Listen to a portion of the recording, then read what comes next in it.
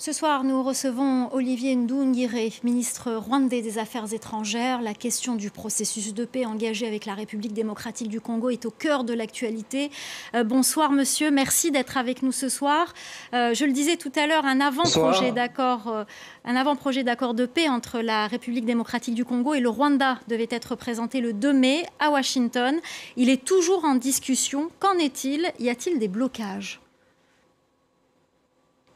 Non, il n'y a pas de blocage. Nous avons signé le 25 avril une déclaration de principe et le 2 mai, les deux parties donc étaient appelées à présenter donc leur contribution sur cet avant-projet qui va être maintenant discuté par les experts. Et lors de la troisième semaine du mois de mai, les ministres vont se rencontrer, les ministres des Affaires étrangères vont se rencontrer encore une fois à Washington pour finaliser ce projet d'accord qui sera signé à la Maison-Blanche le mois prochain. Donc fin mai, nous aurons probablement un accord entre le Rwanda et la République démocratique du Congo. C'est notre souhait bien sûr. Mais une négociation est toujours une négociation. Il faut que les deux parties tombent d'accord, mais nous espérons mettre d'accord sur un projet d'accord qui sera donc soumis au chef d'État. Alors, comment expliquer que l'initiative du Qatar et des États-Unis a tout de suite eu l'écho des deux chefs d'État, Félix Tshisekedi et Paul Kagame? Votre président ne s'était pas rendu d'ailleurs à Luanda. Qu'est-ce qui fait la différence avec ces deux processus, celui de Doha et celui de Washington? Le président Kagame ne s'était pas rendu à Luanda parce qu'il n'y avait pas d'accord à signer. Il y avait un blocage sur la question de l'AFC M23. Le gouvernement congolais avait catégoriquement refusé de dialoguer avec ce mouvement. Maintenant, il y a eu une évolution de la part de Kinshasa. Et donc, pour parler à Doha, ont commencé entre l'AFC M23 et le gouvernement congolais. Et puis, il y a aussi un autre volet à Doha, qui est un volet bilatéral entre le Rwanda et la RDC.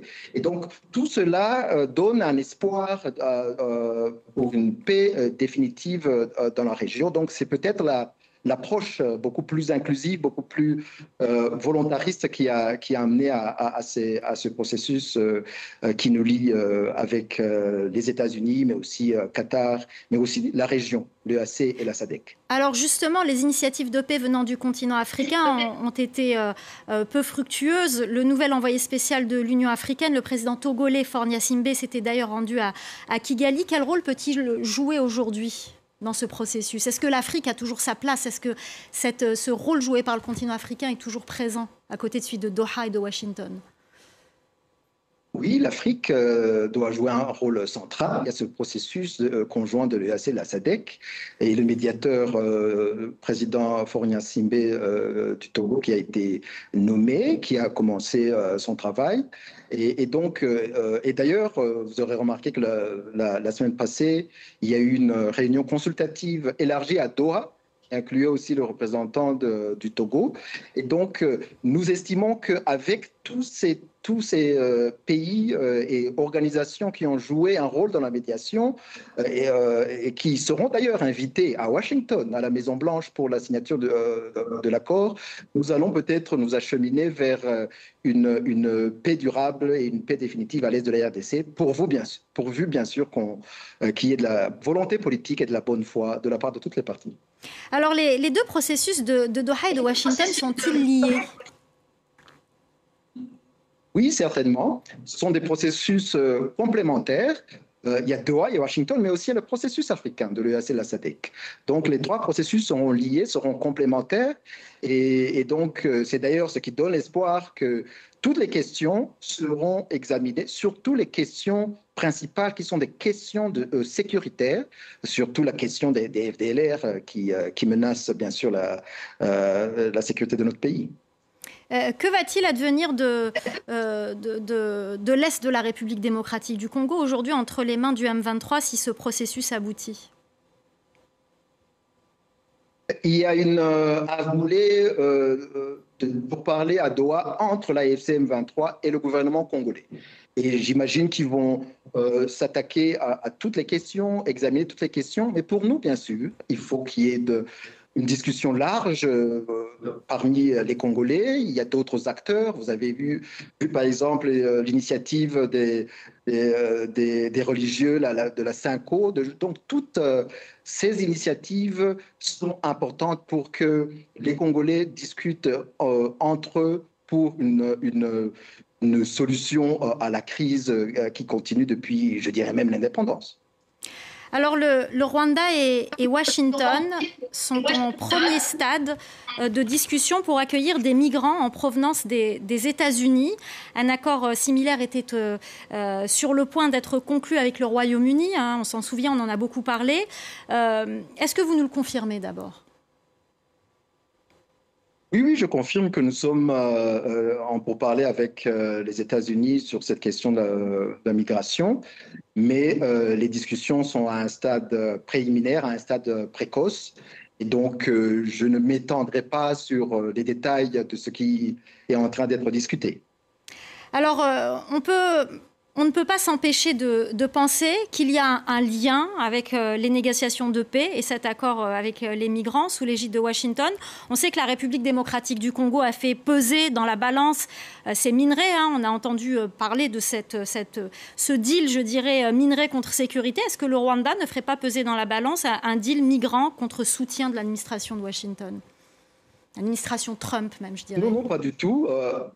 Non, pas du tout. C'est une discussion strictement bilatérale. Et d'ailleurs, après la signature de la déclaration de principe, la délégation rwandaise est restée à Washington pour le premier dialogue stratégique entre les États-Unis et le Rwanda, dans lequel on a abordé donc toutes ces questions bilatérales, y compris les questions sécuritaires, les questions politiques, les questions économiques et même les questions de santé qui nous lient avec les États-Unis. Donc c'est une question purement bilatérale qui n'a rien à voir avec le conflit à l'est de la RDC.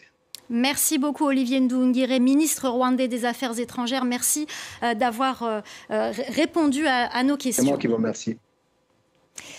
Cette semaine, on va... C'est une avancée diplomatique majeure qui pourrait marquer un tournant dans l'histoire des Grands Lacs. Alors que la région de l'Est de la République démocratique du Congo est ravagée depuis des décennies par des conflits armés, un avant-projet d'accord de paix entre le Rwanda et la RDC est en cours de négociation à Washington, avec l'implication directe du Qatar, des États-Unis et de plusieurs acteurs africains. Ce soir, nous revenons en profondeur sur les enjeux, les acteurs et les espoirs que suscite ce processus inédit. Dans ce reportage exclusif, nous allons aborder 4 points majeurs. Premier point, un accord en gestation. Le 2 mai 2025, la République démocratique du Congo, RDC, et le Rwanda ont soumis un avant-projet d'accord de paix aux États-Unis, conformément à une déclaration de principe signée le 25 avril à Washington. Cette initiative, portée par l'administration Trump et soutenue par le Qatar, vise à mettre fin au conflit dans l'est de la RDC et à favoriser la stabilité régionale. Les deux pays ont remis leurs contributions respectives aux autorités américaines. Une réunion clé entre les ministres des Affaires étrangères de la RDC et du Rwanda est prévue à Washington à la mi-mai, sous la médiation du secrétaire d'État Marco Rubio, afin de finaliser le projet d'accord. Ce texte pourrait être officiellement signé en juin à la Maison-Blanche. Cette médiation américaine marque un tournant majeur, avec l'objectif de garantir la paix durable dans la région des Grands Lacs, tout en permettant une meilleure sécurisation de l'exploitation des ressources minérales stratégiques. 2. Pourquoi le processus Doha-Washington semble fonctionner?